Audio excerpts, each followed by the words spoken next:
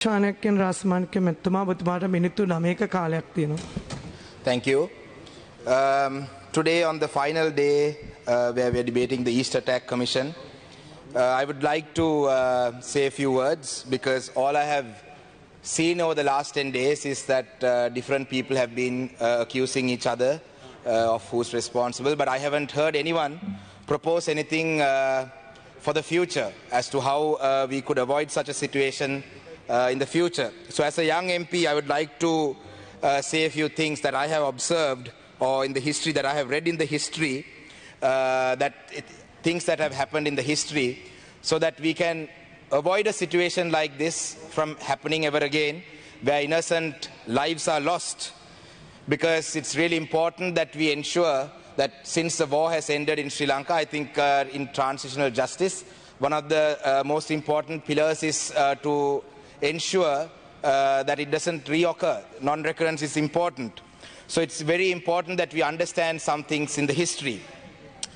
ඇත්තටම ශ්‍රී ලංකාව ගත්තම අපේ ජාත්‍යන්තරයේ සංචාරකයෝ ගත්තම කියන්නේ ශ්‍රී ලාංකිකයෝ හරිම ෆ්‍රෙන්ඩ්ලි රටක්, ශ්‍රී ලාංකිකයෝ හරිම හොඳයි, ශ්‍රී ලාංකිකයෝ හරිම කයින්ඩ්, ඉතාමත් හොඳ ප්‍රතිරූපයක් සංචාරකයෝ මත ලංකාවට එන සංචාරකයෝගේ තියෙනවා. හැබැයි ඇත්තටම ශ්‍රී ලාංකිකයෝ ගත්තම සංචාරකයෝට බොහොම ආදරයෙන් කතා කරාට ෆෙලෝ ශ්‍රී ලංකන්ස් අනිත් ශ්‍රී ලාංකිකයන්ට එච්චර ආදරේ බවක් පහුගිය ඉතිහාසයේ තිබිලා නැහැ.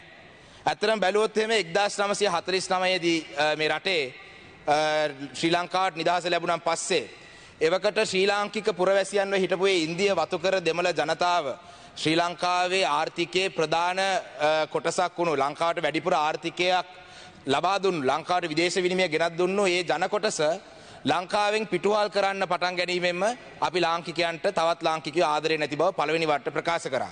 ඇත්තටම අපි ඒ අවස්ථාවේදී ලංකාවේ ද්‍රවිඩ ජාතිකයින් තියාගෙන දේශපාලනය කරන්නේ නැතුව තවදුරටත් ආර්ථිකයේ සංවර්ධනය කරන්න පුළුවන් ඒ හાર્ඩ් වර්කින් ඒ මහන්සිලා වැඩ කරන කට්ටිය කොහොමද භාවිතා කරන්න පුළුවන් කියලා අපි ඒ අවස්ථාවේ බලන්න තිබ්බා. හැබැයි අපි ශ්‍රී ලාංකිකයෝ වශයෙන් ඒගොල්ලන්ව ලංකාවෙන් පිටුවහල් කරන්න ඕනේ කියලා ඒකෙන්වත් අපි දේශපාලනය කරා. ඊට පස්සේ 1956 වකවානුවේදී සිංහල පමණක් කියලා පනත ගෙනල්ලා ඒ අවස්ථාවේදී ලංකාවේ හිටපු බර්ගර් ජාතිකයින්වත් ලංකාවෙන් ගහලා පැන්නුවා. මොකද එකවර සිංහල භාෂාව විතරක් ගෙනාවම ලංකාවේ හොඳ ශේෂ්ත්‍රවල හිටපු හොඳ උගත් බුද්ධිමත් කට්ටිය ඔක්කොම ලංකාව දාලා පිට රටවල රැකියාව හොයාගෙන ගියා. අද මේ මිනිස්සු ඔක්කොම හොඳ තත්ත්වයක ඉන්නවා. ලංකාවේ තමයි ඉතුරු උනේ, මුකුත් බැරි අය තමයි ඉතුරු උනේ. මොකද ද්‍රවිඩ ජාතිකයින්වත් ඒ අවස්ථාවේදී පුළුවන් තරම් වෙන රටවල් වලට ගියා. සමහර අය කියනවා පෘතුගීසීන් ලන්දේසීන් ලංකාවේ මිනිස්සුන්ට පහර දුන්න නිසා හොඳ වැඩේ ඒගොල්ලන්ට ගහලා පන්නප එක හරි කියලා. එහෙමද දන්නේ නැහැ. ඇත්තටම අර ප්‍රභාකරන් මහත්මයාගේ පුතත් අපි දැක්ක ෆොටෝ වල ජීවතුන් අතර ඉන්නවා කියලා තිබ්බා. එහෙමත් දන්නේ නැහැ. යා තාත්තා කරපු වැරදි නිසා මෙයාවත් මරලා දාමු කියලා හිතුවත් දන්නේ නැහැ කියලා සැකේකුත් මට මේ අවස්ථාවේ තියෙනවා. ඒ වගේම තමයි 1960 ගණන් වල මඩකලපුව දිස්ත්‍රික්කයෙන් කෑල්ලක් අරන් තමයි අම්පාර කියලා දිස්ත්‍රික්කයක්. මම මේවා කියන්නේ මොකද ලංකාවේ මේ වගේ දෙයක් ආයේ වෙන්න හොඳ නැහැ කියන නිසා. 1960 ගණන් වල අම්පාර කියන දිස්ත්‍රික්කයක් හැදුවේ මඩකලපුවේ කෑල්ලක් අරගෙන තමයි. ඒකේ තිබ්බ ඉඩම් වැලිඔය ගල්ඔය ව්‍යාපෘතිය යටතේ පිටින් ආපු කට්ටියට ගොඩක් ඇතර විඩම් දුන්නා. මඩකලපුව දිස්ත්‍රික්කයේ ඒ වෙනකොට හොඳට ගොවිතැන් කරන්න පුළුවන් කට්ටිය හිටියා. ඒ ගොවිතැන් කරන්න පුළුවන් කට්ටිය ඉඩම් දෙන්නේ නැතුව පිටින් ගෙනල්ලා ඒ ඉඩම් දීලා ආපහු දේශපාලනය කරා. 1956 දේශපාලනය කරා. සිංහල පමණක් ගෙනල්ලා බණ්ඩාරනායක මහත්තයා බලයට එන්න. ඊට අමතරව ඩීඑස් මහත්තයා දේශපාලනය කරා. 1960 ගණන් වල මැතිනියත් මේ වගේ දේවල් තියන් දේශපාලනය කරා. ඊට පස්සේ 1970 ගණන් වල ආපහු මම මේක කියන්නේ මොකද මේ පාස්කු ප්‍රහාරය සිදු වෙන්න මුස්ලිම් ජනතාවට අද සිදු වෙච්ච අසාධාරණ හේතු නිසා වුණා වගේම තමයි මේ දෙමළ ජාතීන්ටත් උනේ. 1970 විශ්වවිද්‍යාලයට යන්න බැරි කරලා හොඳට ඉගෙන ගන්න පුළුවන් දෙමළ ළමයිට විශ්වවිද්‍යාලයට යන්න බැරි කළා. ඒ ළමයි ඔක්කොම රට දාලා ඇමරිකා ඉංග්‍රීසි ගිහලා අද හොඳ තත්ත්වවල ඉන්නවා. ලංකාවේ ඉතුරු වෙච්ච කට්ටිය තමයි ඇත්තටම පව් කියලා කියන්න ඕනේ.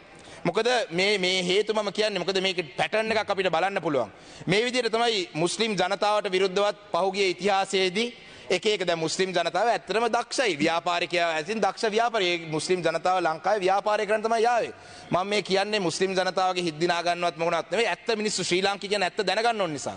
ඉතින් ඇත්තට මේ මුස්ලිම් ජනතාව ඇත්තටම බිස්නස් කරන්න දක්ෂයි නම් අද අපි බලන්න ඕනේ මේ මුස්ලිම් ජනතාව ව්‍යාපාරික පැත්තෙන් තව අපි ඒගොල්ලන් උනන්දු කරලා ඒගොල්ලන්ට කොහොමද බිස්නස් පැත්තෙන් ලංකාවේ මේ ඉකොනොමි එක හදන්නේ ඒගොල්ලන්ගේ උදව් ගන්න පුළුවන් කොහොමද කියලා තමයි අපි ඇත්තටම හැබැයි මොනවද කරන්නේ? ඒගොල්ලන්ගේ කඩ වර්ධනය කරන්න කියනවා. කෑමවල කොත්තුවල වඳ පෙත් තියෙනවා කන්න එපා කියනවා. මුස්ලිම් කඩකින් බඩුවක් ගන්න එපා කියනවා. මුස්ලිම් ඩොක්ටර්ස්ලා එල්ලියර්ලා ඒ ඉන්ෆර්ටයිල් කරනවා කියලා කියනවා. ඒ වගේ කමියුනිටි එකට පහර දීලා තමයි මේ වගේ තත්ත්වයකට ඇවිත් තියෙන්නේ. ඉතින් අපි ඒකත් බාන්න ඕනේ. ද්‍රවිඩ ජාතීන්ට විරුද්ධව කැරලි ලංකාවේ ඇති වෙන රයට්ස් 1956 58 77 81 අන්තිමට 83 ඊට පස්සේ 83 වෙච්ච එකෙන් පස්සේ අපි දන්නවා අවුරුදු 30ක් මේ ලංකාවට ඊටාම දරුණු යුද්ධයකට මුහුණ දෙන්න උනා. ඒ වගේම පැටර්න් එකක් බලන්න පුළුවන්. මොකද මේ දෙමළ ජනතාවට සිදුවෙච්ච අසාධාරණ වගේම තමයි මුස්ලිම් ජනතාවගේ මේ ව්‍යාපාර වර්ධනය කරන්න කියලා කියලා ඉවරලා මේ ගැටලුවක් ඇති කරලා තියෙනවා. ඒ වගේ තමයි මුස්ලිම් ජනතාවට විරුද්ධව රයට්ස් පටන් ගත්තා. 2001 මාවනැල්ලේ 2014 අලුත්ගම බේරුවල 2018 දිගන ඊට පස්සේ 2019 ඇත්තටම ඊස්ට් ඇටැක් එක සිදු වුණා. ඇත්තටම ඒවකට හිටපු ආණ්ඩුවට මම ඇත්තටම ප්‍රශංසා කරන්න ඕනේ. මොකද අද තියෙන ආණ්ඩුව තිබ්බනම් ඒවකට මං හිතන්නේ ඒ බෝම්බේ තියලම 2020 දේශපාලනේ ඡන්දේ දිනයි. ඒවකට හිටපු ජනාධිපති අගමැතිලා මං හරි වැරදි ආදාළ නැහැ. මං හිතන විදියට ඒ සති දෙකක් ඇතුළත ඒ වැරදිකරු අල්ලලා හිරේ දාලා ඒකට ඉවරයක් කරා. හැබැයි මං හිතන අද තියෙන ආණ්ඩුව තිබ්බනම් මේ අද තියෙන රටේ තියෙන මේ අස්ථාවර තත්ත්වෙත් එක්ක ඡන්දයක් ඉදිරි අනාගතේ එනවනම් මේ බෝම්බේ තියාගෙනම ජාතික ආරක්ෂාව තහවුරු කරන්න ඕනේ කියලා යුද්ධ දිනන්න පුළුවන් වාතාවරණයක් තියෙන්න තිබ්බා. ඔබතුමාට තව මිනිත්තු දෙකක කාලයක් තියෙනවා. හරි ඔබතුමාගේ වෙලාවේ කතා කරන්න. දැන් ඇත්තටම මේකේ වැදගත්ම කාරණය ද්‍රවිඩ ජනතාව මුස්ලිම් ජනතාවට ගහනකොට සිංහල බහුතරයක් ජනතාව සතුටෙන් ඉන්නවා. මම මෙතන අනතුරු ඇඟවීමක් කරන්න කැමති සිංහල ජනතාවට ඉදිරි අනාගතයේදී අපි දන්නවා 1971 89 දී මේ තුමට පොඩ්ඩක් කතා කරන එක නවත්තන්න කියන්නේ නැත්නම් මට විනාඩි 2-3ක් වැඩිපුර දෙන්න. 1971 89 කාලවකවානුව තුලදී සිංහල JVP එක පටන් ගත්තේ ඇයි? පීඩිත පන්තිය කියලා පටන් ගත්තේ ඇයි? පීඩිත පන්තිය යුද්ධය පටන් ගත්තා වගේම තව ඉදිරි අනාගතයේදී පෝට් සිටි එහෙම හදලා ඉවර නම් පස්සේ ආපහු පීඩිත පන්තියක් ඇති වෙනවා. මොකද චයිනීස් ඉන්වෙස්ට්මන්ට් එනවා. චයිනීස් අය ඇවිල්ලා පෝට් සිටි එකේ වැඩ කරයි. ඒතකොට ශ්‍රී ලංකාව තුළ සිංහල බහුතරය ඇතුලේ ආයේ පීඩිත පන්තියක් ඇති වෙයි. එතකොට තව ආපහු මේ රටේ ආපහු කැරැල්ලක් ඇති වෙනවා. මං තරුණ മന്ത്രിවරයෙක් වශයෙන් කියන්නේ අපි රටක් වශයෙන් ඉස්සරහට යන්න නම් මේ වගේ දේශපාලනය කරන්න හොඳ නැහැ. මේ වගේ සිදුවීම් තියාගෙන අපි ඒක වහාම නවත්තන්න ඕනේ. මොකද ඇත්තටම අද තියෙන රටේ තියෙන වාතාවරණය අනුව ඊළඟට මොන කණ්ඩායමටද ගහන්නේ ඊළඟට මොකද්ද අටැක් එක කියලා ප්ලෑන් කරලා දන්නෙත් නැහැ. මොකද ලංකාව ඇතුලේ කුලප්පුවක් කරොත් තමයි දිගින් දිගටම දේශපාලනය කරන්න පුළුවන්. නැත්තම් දේශපාලනය කරන්න විදියක් නැහැ නේ. මොකද ආර්ථිකය හදලා දේශපාලනය කරන්න උනන්දුවක් නැහැ. ලේසියෙන් වැඩේ තියෙන දෙන්නෙක් අතර රණ්ඩුවක් ඇති කරලා දේශපාලනය කරන. ඒ වගේ තමයි අද මට බයයි මෙතන කියන්න 2021 දී සමහරට මේ ලංකාවේ මං හිතන්නේ ඊටාම කොටි කාලයක් තුල ඊටාමත්ම අන්පොපුලර් වෙච්ච ආණ්ඩුවක් අන්පොපුලර් වෙච්ච ජනාධිපති කෙනෙක් මේ බලය තියාගන්න බලය අල්ලගන්න තව අටැක් එකක් දැනටම ප්ලෑන් කරලාත් දන්නේ නැහැ. මොකද සහරාන් හැදුවේ ඒ කාලේ නම් සහරාන්ට පඩි දුන්නා නම් මම දන්නේ මේ එක හැමෝම කියනවා සහරාන් 2009 පස්සේ ආවේ 2015ට කලින් ආවේ.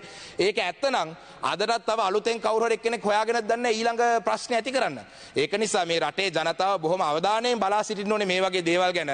මොකද එහෙම උනේ නැත්තම් දැන් අද බලන්න අද ඇවිල්ලා ස්කේප් ගෝට් කෙනෙක් කරන්න පුළුවන් කාව හරි කෙනා මෙයා තමයි හරි බොහොම ස්තුතියි මන්ත්‍රීතුමා මම තප්පරෙන් ඉවර කරනවා.